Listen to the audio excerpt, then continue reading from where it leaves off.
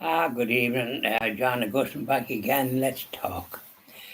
Well, today started off same as yesterday, kind of a bit wet and dark and all the rest of it, but it brightened up because today at 3 o'clock we were celebrating in St. Albert's Plunkett's Mass.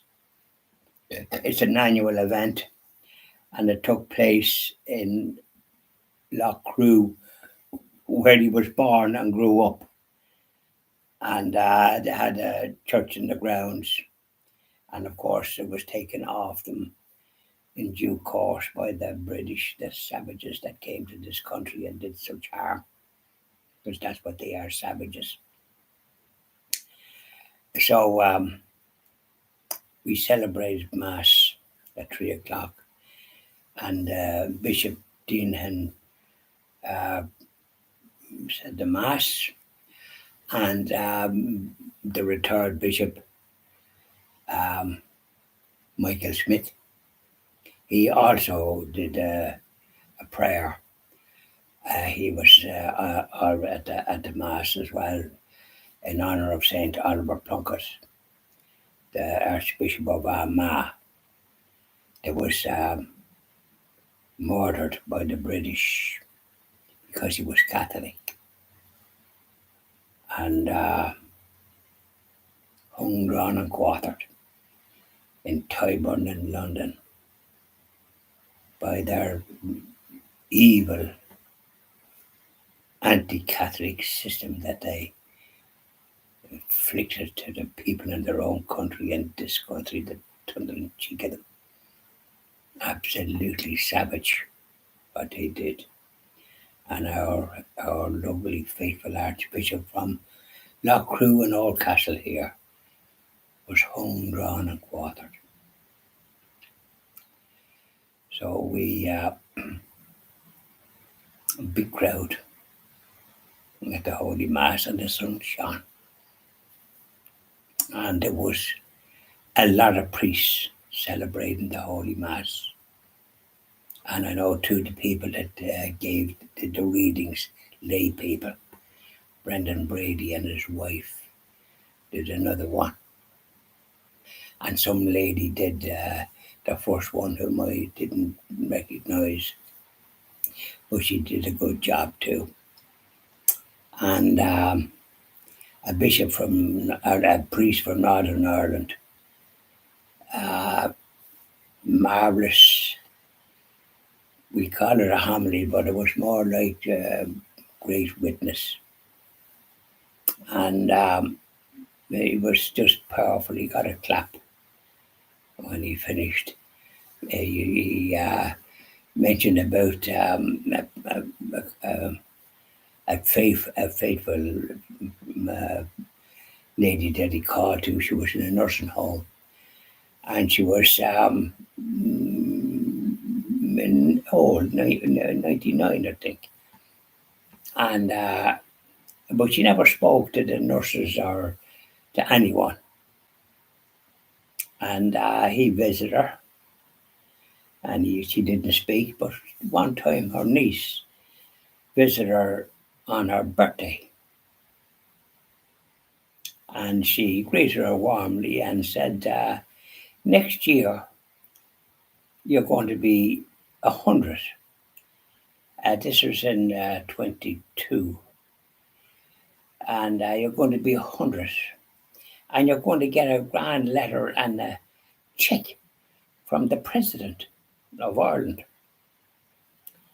and congratulations.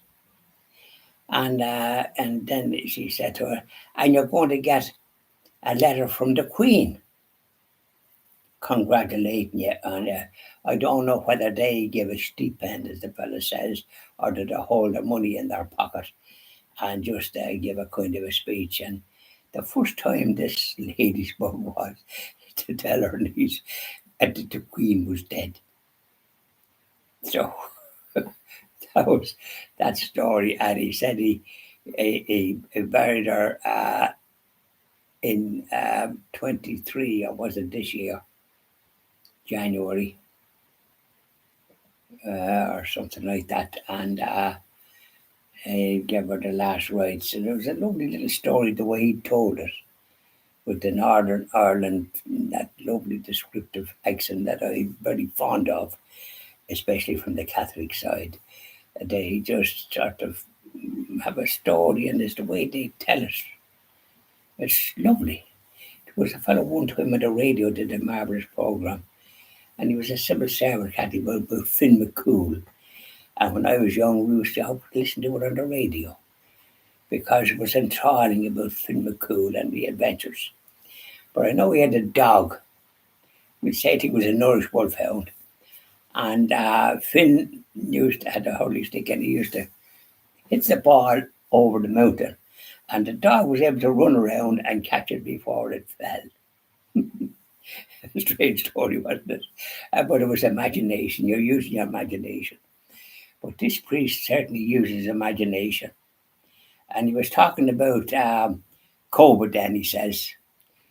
No, yeah, he had he had he had done a little book about St. Albert, little small thing about St. Albert Plunkett, and then COVID come, he says. He intended to do right no more. COVID come, so they were all couldn't go out. And so he met Monsignor John Hanley, who was the postulant for the beatification of St. Albert Plunkett in 1975, the sainthood. And he wound up a parish priest in Carnaross, not too far from here. I met him a few times, and I was at his funeral because he had a sister here, and he was I know where he was from. They were from County Roscommon originally, and he was a parish priest, and this priest from Northern Ireland met him, and he had the letters. He had written a book with the letters of St. Albert Plunkett, but it was long. So the priest from Northern Ireland, the 14 Stations of Cross, he did it that way and put in a bit about St. Albert Plunkett. And then I think he did another one.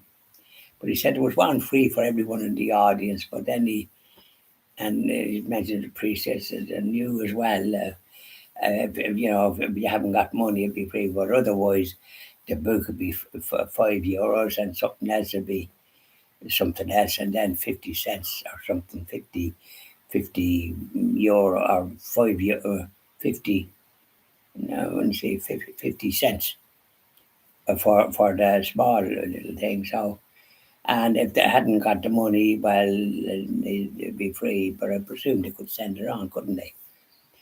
Because there was a good mixture of people, young and older, like myself, and that kind of thing. And so it was very enjoyable.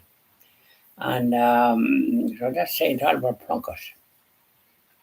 And marvellous to see it. And the bishop, he didn't give the sermon, it was this man, or the homily, they call it this. They talk about it's the word of God you're talking about. And he did a grand job. He got a clap.